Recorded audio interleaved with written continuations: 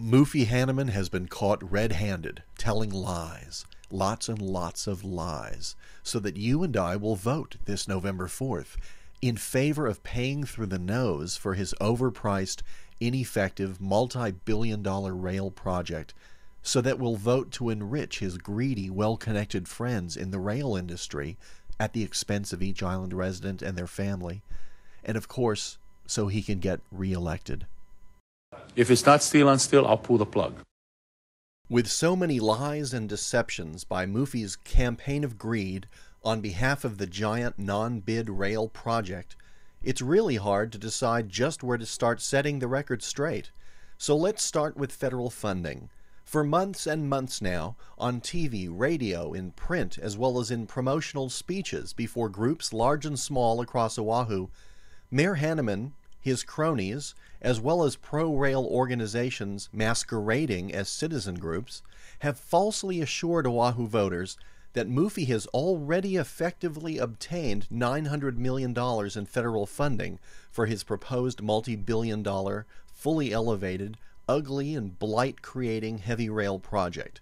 Here's Mufi being dishonest about federal funding just days before last month's primary election. That's what the federal government is funding. The Federal Transit Administration is poised to give us nearly $1 billion. But it turns out that's a total lie. Just days ago, while our country's massive financial crisis was getting worse, evidence about Mufi's lies was discovered and the truth was revealed. Despite his repeated reassurances about federal funding, the Federal Transportation Agency confirmed that Mufi was indeed lying, and that such federal funding doesn't even exist, and that such funding is not at all guaranteed. In fact, federal funding for the proposed project hasn't even been applied for, let alone decided on. The FTA says it is far too early to tell whether Honolulu's proposed rail project will receive New Start funding. The project hasn't yet been accepted into the New Starts program.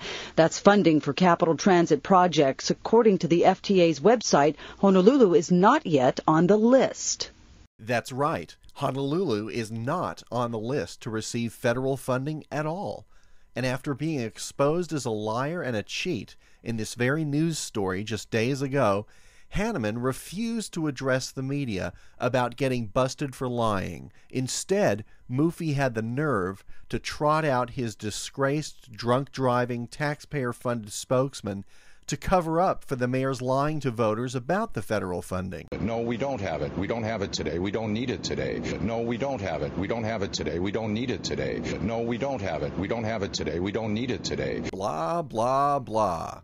Anyway, on top of this stunning revelation about Honolulu not even being in line for federal dollars, it turns out that Congressman Jim Oberstar, the very mainland politician who plays a big part in the rail funding decision for Honolulu, now recognizes that such monies are even less likely in view of the massive economic crisis sweeping the nation. Here's what he said. The crisis in the financial markets and the demand for government help to resolve it will have an enormous effect on Congress's ability to appropriate funds for a wide number of programs next year and beyond. These challenges will likely have an impact on the amount of money the federal government will be able to invest in highways, bridges, and transit in the coming years. That's just another way of saying, don't hold your breath waiting for money from Washington, D.C. As everyone knows, Mufi's financial plan for the rail project heavily depends on federal dollars.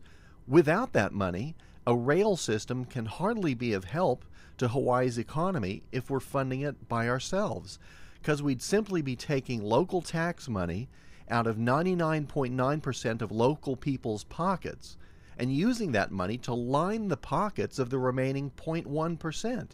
That makes no sense at all, and it makes even less sense with zero federal money for this project. I will not put this city in a position of financial disaster.